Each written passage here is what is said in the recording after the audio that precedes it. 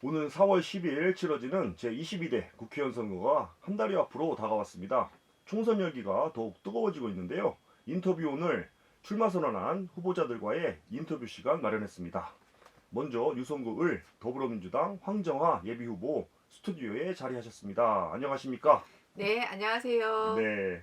선거가 이제 35일 남았는데요. 선거 분위기 어떻게 느끼고 있습니까? 제가 이제 예비후보 등록한 지 며칠 안 돼가지고 이제 현장에서 선거운동을 시작한 지 며칠 되었는데 네. 현장에 둘러본 민심은 정말 저를 많이 응원하고 지지해주고 계신다. 그리고 네. 적극적으로 굉장히 잘해라, 용기 음. 있다 이렇게 토닥토닥 해주시고 사진 찍어주시고 하셔서 너무 네. 힘이 나고 있습니다. 후보님 앞에서만 그러시는 거 아니에요? 그럴지도 모르죠. 네. 민주당 영입인재로 영입된 게 1월 달이고요. 공천을 받은 게 지난달 21일입니다. 지역구 출마 의사를 강하게 피력해 오셨는데요. 이유가 있으십니까? 예비후보 등록한 지 며칠 안 돼가지고 이제 현장에서 선거운동을 시작한 지 며칠 되었는데 네. 현장에 둘러본 민심은 정말 저를 많이 응원하고 지지해주고 계신다. 네. 그리고 적극적으로 굉장히 잘해라, 용기 있다 이렇게 토닥토닥 해주시고 사진 찍어주시고 하셔서 너무 네. 힘이 나고 있습니다. 후보님 앞에서만 그러시는 거 아니에요? 그럴지도 모르죠. 네. 민주당 영입인재로 영입되신 지가 1월 달이었고요. 공천을 받으신 게 지난달 21일입니다. 지역구 출마 의사를 강하게 피력해 오셨는데요. 이유가 있으십니까? 뭐 강하게 필요하지는 않았다고 생각하는데 네. 어쨌든 뭐 비례를 주시든 뭐 지역을 하라고 하시든 저는 당의 결정에 따르겠다고 계속 말씀드렸었고요. 그리고 뭐 다른 건 모르겠지만 제가 과학자로서 20여 년간 현장의 과학자로 살아왔기 때문에 그리고 그 시작이 95년도에 제가 카이스트에 입학을 했는데 그러니까 카이스트 대학생으로 여기 처음 시작하면서부터 저희 과학자로서의 인생이 처음 시작된 곳이 유성구 을입니다. 네. 공부를 하고 학석 박사를 이제 학위를 받고 거기서 결혼을 했고 거기서 아이를 3명을 낳았고 아이를 낳고 키운 곳 그리고 지금은 제 직장이 있는 곳이 유성구 을 지역입니다. 그래서 그 지역이 사실상 제 전 생애에서 가장 오래 살고 있는 도시예요.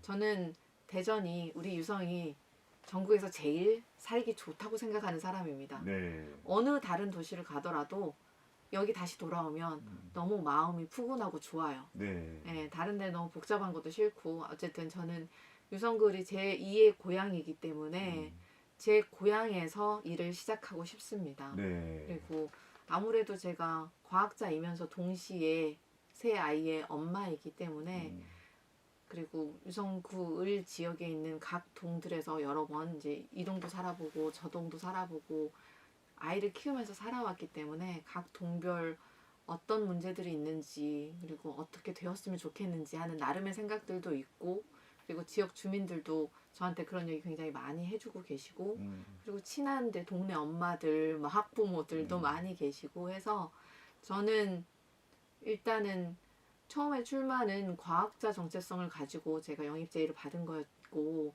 그걸 하기 위해서 그 일을 제대로 하기 위해서는 제 지역에 그러니까 과학기술을 살려서 과학기술의 힘으로 우리 유성을 내가 사랑하는 도시 유성을 다시 한번 과학도시로 재도약해보는 게 제 사명이라고 생각하고 있습니다. 네. 새 아이의 엄마를 언급해 주셨는데요. 출마를 한다고 하셨을 때 가족들의 반응은 어떻던가요? 처음에 걱정이 매우 많았습니다. 사실 이제 아이들이 다 10대예요. 그러니까 질풍노도의 시기인 10대 아이 셋이 집에 있습니다. 네. 그래서 이 일을 시작하기에 마음 먹기까지 정말 오랜 시간이 걸렸는데 처음에 가족들이 너무 마음에 걸려서 그러니까 저희 신랑님이랑 저희 아이들이 전부 엄마의 지금 보살핌이 좀 필요한 나이인 이미 제일 마음에 걸렸고 그래서 가족들이 지지하지 않으면 절대 하지 않았을 텐데 저희 신랑님과 저희 큰 아이들이 너무 확실하게 엄마가 이번 도전을 했으면 좋겠다고 이야기를 했기 때문에 네. 가족들의 강력한 지지가 없었으면 이 일을 시작하지 않았습니다. 네. 알겠습니다. 도전하셔서 네. 이제는 경선도 없이 공천을 받았습니다. 그렇기 때문에 국회에 입성하게 되면은 국민들보다 당이나 당 대표의 눈치를 더 보는 거 아니냐는 시각도 있습니다. 어떻게 보세요? 저는 한 번도 그렇게 생각해 본 적이 없습니다. 저를 뽑은 건 당대표가 아니거든요. 네. 이번에 더불어민주당의 영입 인재들은 국민 추천제로 추천이 이루어졌습니다. 음, 그래서 일반 시민들이 저를 많이 추천을 하신 거고요. 그리고 저희 과학계 선후배 동료 교수님들, 저를 모르는 많은 과학자들이 저를 추천했다고 들었습니다. 네. 그리고 뭐 민주당 내에서도 이제 추천이 들어왔고, 그 모든 것들을 숫자로 정량적으로 계산해서 인재들한테 영입 제의가 간 걸로 알고 있고요. 아주 공정하게 이루어진 걸로 알고 있고, 저는 제 사명인 과학계 대표 역할을 충실하게 할 사람으로 불려 나온 거기 때문에 누구의 입김도 아니고 저의 소신대로 일을 할 생각입니다. 네. 대승적 차원에서 허태정 전 대전시장이죠. 용단을 내렸습니다. 허태정 전 대전시장과의 관계 설정도 중요해 보여요. 어떻게 생각하십니까? 제일 중요한 부분이라고 생각하고 있습니다. 제가 이 일을 잘 하는데, 말씀하셨던 것처럼 저는 이제 원래 계속 정치를 쭉 해오던 사람이 아니었기 때문에, 그리고 정치에 뜻이 있었던 것도 아니었고 해서, 만약에 이 일을 하게 된다면 기존에 이제 저희 유성구 을 지역에서 많은 일을 해오신, 지역 발전을 위해서 많은 일을 힘써 오신 선배님들의 뜻을 당연히 이어가야 된다고 생각을 하고요. 그럼에도 불구하고 이제 이 일이 막중한 책임이 저한테 맡겨졌기 때문에 황정아의 참신함과 허태정 전 대전시장님의 경륜을 더해서 더불어민주당의 압승을 이끌어낼 생각입니다. 네, 알겠습니다. 상대는 5선 중진의 이상민 의원입니다. 이상민 의원과 비교해서 후보님의 경쟁력은 무엇입니까? 네, 저는 아무래도 제가 내세울 수 있는 거라고는, 제가 과학자로서 20여 년을 현장에서 충실하게 살아왔다고 생각합니다. 그래서 늘 이렇게 성공했던 프로젝트들, 중요한 프로젝트들을 많이 주도적으로 이끌어 왔고요. 그래서 큰 국가 프로젝트들을 해오면서 그 안에 많은 사람들을 조직하고 그 안에 같이 일을 하고 소통하고 했던 경험들이 많이 있습니다. 그러니까 일이 되게 해본 경험이 많다는 뜻이죠. 네. 그리고 엔지니어이자 과학자로서 늘 성과가 있는 일들을 해왔습니다. 어떤 일에 있어서 항상 사실에 기반하고 합리성, 이성에 기반해서 객관적으로 정책 결정 내릴 거고요. 그 모든 것들이 이루어지는 방향으로, 일이 되는 방향으로 제가 정책 제안과 법안 발의를 더 효과적으로 할 수 있다고 생각하고요. 저는 과학자로서 현장에서 출연연에서 20여 년 가까이 있었기 때문에 과학자들이 지금 현장에서 겪고 있는 고충들, 그리고 그 문제 해결 방안에 대해서 누구보다도 저의 문제로 느끼고 있습니다. 네. 그래서 그 해결 방안에 대해서 훨씬 더 실현 가능하고 생활 밀착형의 공약들로 여러분들께 다가갈 수 있을 거라고 생각합니다. 알겠습니다. R&D 예산 삭감에 대해서는 어떻게 보고 계신지 궁금하고요. 또 기초과학 위기론도 나오고 있는데요. 현장 목소리 많이 듣고 계시죠? 그럼요. 제가 과학자인데요. 네. 그래서 제 주변에 많은 동료들, 선후배들이 사실 23년 하반기부터 굉장히 고통받고 있었습니다. 예산 삭감의 여파는 23년부터 오고 있었거든요. 그래서 작년부터 이미 예산 삭감된 없고 24년도 예산은 우리가 지금까지 한 번도 경험해보지 못했던 R&D 예산, 연구개발비 예산이 마이너스 14.7% 순감액이 되었습니다. 네. 그래서 기존에 원래 계속 과제로 하던 일들이 전부 다 예산이 뭐 뭉텅이로 50%, 80% 과제가 아예 없어진 과제들도 많고요. 그러니까 현장에 있던 연구자들은 참담함을 느끼고 있습니다. 과학자들이 뭘 잘못했나? 그 결정을 내린 이면에 R&D 카르텔이라는 저열한 인식이 작동했기 때문에 그 말 한마디에 현장은 뭐 초토화가 됐습니다. 네. 과학자들은 이제 우리는 카르텔이었구나. 일을 열심히 하면 카르텔이라는 소리를 듣는 거구나. 일을 할 의지를 완전히 꺾고 있는 정부입니다. 네, 많은 연구자들이 우리나라에서는 이공계를 하면 이런 대접을 받는구나 라는 자괴감을 느끼게 만들었고요. 네. 그래서 순수하게 연구만 좋아하던 많은 연구자들이 해외로 나가야겠다. 인력들이 전부 해외에 유출, 지금 러시가 이루어지고 있고 뭐 유수의 대학의 교수님들도 해외 자리 알아보고 계시고 네. 많은 랩에서 실험실들에서 대학원 학생들을 더 이상 유지할 인건비가 없기 때문에 학생들 내보내고 있는 중이고, 이렇게 연구 생태계가 그야말로 초토화되고 있는 중인데 네. 이게 이렇게 바닥부터 이렇게 흔들리는 그런 과학기술 생태계 그리고 그 퇴행을 정말 누군가는 막아야겠다고 생각했습니다. 네. R&D 예산에 대한 복원 그것만이 꼭 해결책입니까? R&D 예산을 복원하는 것도 중요하고 그 외에도 사실 과학기술계에 많은 문제들이 난제들이 많이 있었습니다. 네. 뭐 일단 제가 생각하고 있는 거는 그 예산 삭감 자체도 문제인데 그것을 결정하는 과정에 있어서 절차의 문제가 더 크다고 저는 생각하고 있습니다. 네. 우리가 23년 2월에 국가과학기술자문회의에서 수년간 걸쳐서 예산을 계획을 짜놓은 게 있었는데 그걸 단 수개월 만에 그냥 냄비 뚜껑 뒤집듯이 뒤집어서 모든 걸 없다고 치고 다시 만들어라고 수개월 만에 현장 연구자들한테 그냥 명령이 일방적으로 통보되었거든요. 네. 그래서 그 절차에서 누가 의사결정에 참여했는지를 전문가들이 아무도 모릅니다. 누가 결정을 했을까? 누가 어떤 식으로 의사결정하는데 참여했는지 아무도 모르는 식으로 이렇게 일방향으로 통보가 이루어져서는 안 되는 거거든요. 네. 그래서 어떤 중요한 결정을 내릴 때 특히나 연구개발비 예산 삭감 같은 경우에는 일반인들은 와닿지 않으실 수도 있는데 이거는 사실 우리나라의 미래 먹거리를 끊어버린 일이었어요. 네. 이 퇴행이 우리 역사에 있어서 20년이나 30년 걸려서 회복할 수 있을지 장담할 수 없는 정도의 타격을 입히고 있는 중인데 이러한 중요한 의사결정을 할 때 현장의 전문가들의 목소리가 전혀 반영이 되지 않고 있습니다. 네. 그게 현장에서 느끼는 가장 큰 문제점이에요. 그럼 앞으로도 이렇게 계속 일방향으로 위에서 통제가 내려올 건가? 그럼 우리는 아무 소리도 하지 않고 가만히 입틀막 당하고 있어야 되는 것인가? 그게 현장의 분노입니다. 관련해서 네. 카이스트 졸업식이죠. 얼마 전 카이스트 졸업식에서 졸업생의 발언을 가지고 대통령 경호실에서 소위 입틀막 사건이 벌어졌는데요. 어떻게 보세요?